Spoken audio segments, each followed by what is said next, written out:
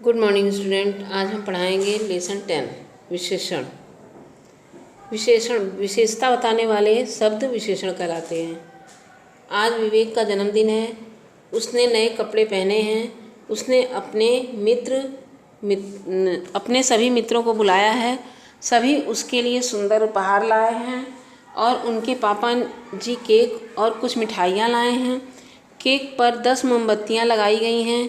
विवेक ने फूंक मार कर सारी मोमबत्तियाँ बुझाई और केक काटा। उसने सबको केक बांटा। केक बहुत स्वादिष्ट था। उपरोक्त सभी रंगीन शब्द, संज्ञा और सर्वनाम शब्दों की विशेषता बता रहे हैं, अतः वे विशेषण हैं। वे शब्द संज्ञा या सर्वनाम की विशेषता बताते हैं, वे विशेषण कहलाते हैं। जिन शब्दों की विशेषता बताई जाती है उन्हें विशेषण कहा जाता है। देखिए परिभाषा है, जिन शब्दों की विशेषता बताई जाती है उन्हें विशेषण कहा जाता है। तो जिन शब्दों की विशेषता बतलाई जाती है उन्हें विशेष्य कहा जाता है। ये भी है, जो शब्द संज्ञा या सर्वनाम के विशेषता बताते हैं उन्हें विशेषण कहते हैं, और जिन शब्दों की विशेषता बताई जाती है उन्हें विशेष्य कहा जाता है। विशेषण के भेद। विशेषण के 4 भेद हैं: गुणवाचक विशेषण, परिमाणवाचक विशेषण, संख्यावाचक विशेषण और सर्वनामिक विशेषण। पहला है गुणवाचक विशेषण। वे शब्द जो किसी संज्ञा या सर्वनाम शब्दों की गुण, दोष, रूप, रंग, आकार, दशा, स्वभाव आदि का बोध कराते हैं उन्हें गुणवाचक विशेषण कहते हैं। जैसे गाय का दूध मीठा होता है, वह ईमानदार है, मीनार बहुत ऊंची है और फूलदान में 5 कलियां और 3 फूल हैं। देखिए मीठा, ईमानदार, ऊंची, 5, 3 ये सब क्या है? ये विशेषण शब्द हैं। ये गुण बता रहे हैं, ठीक है। और गुण, दोष, रंग, काल, आकार, गंध आदि ये सब क्या है? गुणवाचक विशेषण के उदाहरण हैं, ठीक है। जैसे दयालु, दुष्ट, हरा, नया, पुराना, चौकोर, खुशबू ये सब क्या है? गुणवाचक विशेषण के उदाहरण हैं। अब देखिए परिमाणवाचक। गुणवाचक का समझ गए आप। अब परिमाणवाचक विशेषण क्या है? नाप तौल। माप तौल का बोध कराती है ये।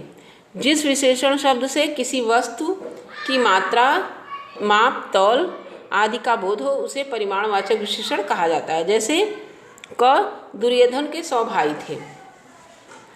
नदी में बहुत पानी है और बाजार से 5 किलो प्याज लाओ।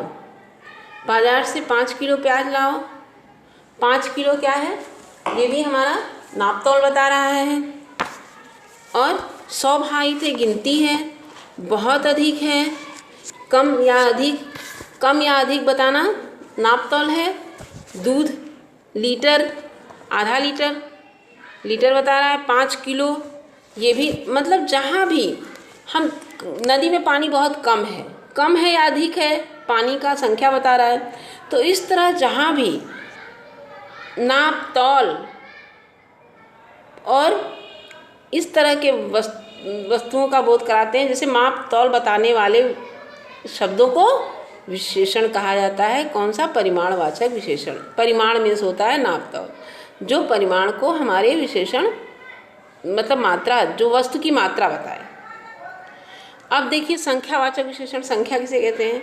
जैसे बहुत सारा, 40, कुछ, 2, 40, 20, 30, 50, दर्जन ये सब क्या है? हमारी संख्या का बोध करा रही है। जो शब्द किसी वस्तु की संख्या का बोध कराते हैं उन्हें क्या कहते हैं? संख्यावाचक विशेषण कहते हैं। जो शब्द किसी वस्तु की संख्या का बोध करा रहे हैं वो हमें संख्यावाचक विशेषण कहते हैं।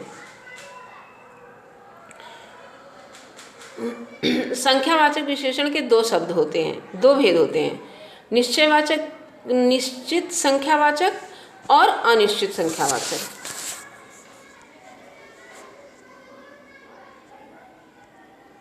देखिए यहाँ 2 भेद होते हैं, निश्चित संख्यावाचक और अनिश्चित संख्यावाचक। ये संख्यावाचक विशेषण हो गया। और यहाँ परिमाणवाचक विशेषण जो हमने आपको बताया है कि नापतोल से संबंधित है और ये संख्या से संबंधित है, जहाँ हमारे संख्या बताते हैं। जैसे मुझे बहुत सारे खिलौने चाहिए। कक्षा में 40 विद्यार्थी हैं, टोकरी में कुछ फल लगे हैं, डाली पर 2 कबूतर बैठे हैं। और निश्चितवाचक विशेषण क्या है? निश्चितवाचक विशेषण है कि जहाँ संख्या निश्चित हो, जैसे 3, 4, 5, 10। जैसे लड़के 4 लड़के, 3 पुस्तकें, 4 वेद, यहाँ संख्या निश्चित है तो यहाँ निश्चयवाचक विशेषण। और जहाँ संख्या निश्चित नहीं है वहाँ अनिश्चयवाचक विशेषण।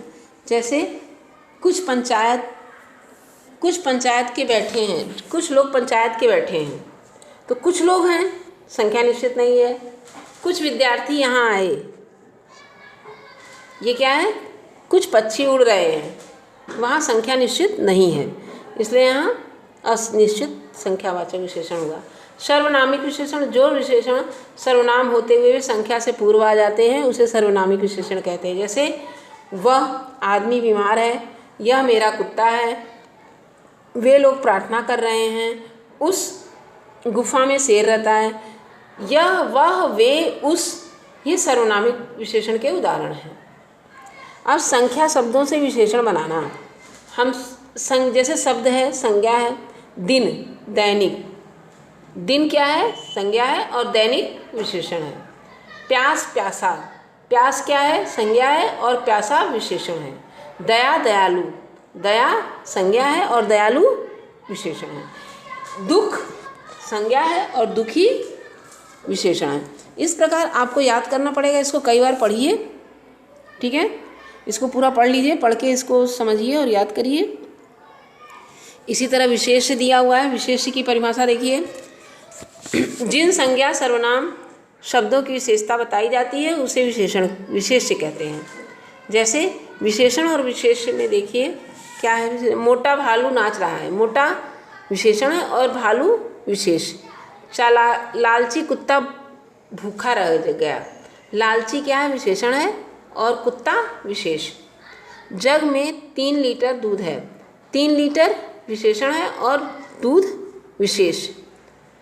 कोई आदमी रो रहा है, कोई विशेषण है और आदमी विशेष। गिलास में थोड़ा पानी है, थोड़ा विशेषण है और पानी विशेष। फूलदान में 8 फूल है, 8 जो है विशेषण है और फूल विशेष।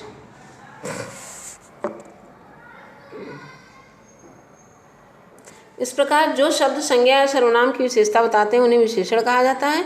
जिन संज्ञा या सर्वनाम शब्दों की विशेषता बताई जाती है उन्हें विशेष्य कहते हैं। विशेषण किसे कहते हैं? देखिए प्रश्नोत्तर है, अभ्यास कार्य। जो शब्द संज्ञा या सर्वनाम की विशेषता बताते हैं उन्हें विशेषण कहते हैं। विशेष्य किसे कहते हैं? जिन संज्ञा या सर्वनाम शब्दों की विशेषता बताई जाती है उन्हें विशेष्य कहते हैं। अब आगे देखिए, यहाँ जैसे विशेष्य और विशेषण को अलग करिए। थोड़ा दूध पी लीजिए, थोड़ा विशेषण है और दूध विशेष्य। मुझे 4 मीटर कपड़ा चाहिए। दाल में कुछ पड़ा है, अचार के लिए कच्चे आम लाओ, वह प्रथम आया। तो देखिए 4 विशेषण है और मीटर कपड़ा विशेष। कुछ विशेषण है और दाल विशेष। कच्चे विशेषण है और आम विशेष। वह विशेषण है और प्रथम विशेष। इस तरह रिक्त स्थानों की पूर्ति करना है, विशेषण भरिए इसमें। मेरी कक्षा में 20 छात्राएं हैं, दूध में कुछ गिर गया, यह किताब मेरी है, भोला एक ईमानदार किसान है, फूलों की महक चारों ओर फैल रही है। अब पहेली से विशेषण ढूंढकर विशेष्य के सामने लिखिए। चलिए इसे देखते हैं। ऊंचा पेड़, स्वच्छ जल, काला कौवा, सुंदर लड़की, खट्टा आम, भारतीय सेना। चित्रों को देखकर एक एक विशेषण शब्द लिखिए। लाल गुलाब, हरा तोता, देखिए यहाँ ये हमने पढ़ा है अभी। ऊंचा पेड़, स्वच्छ जल, काला कौवा, सुंदर लड़की, खट्टा आम, भारतीय सेना। फिर देखिए ये यहाँ है लाल गुलाब, हरा तोता, 2 पक्षी, 5 गुब्बारे। ये हमारा विश्लेषण पूरा हुआ। हमें उम्मीद है कि आप लोग समझ गए होंगे। Thank you class.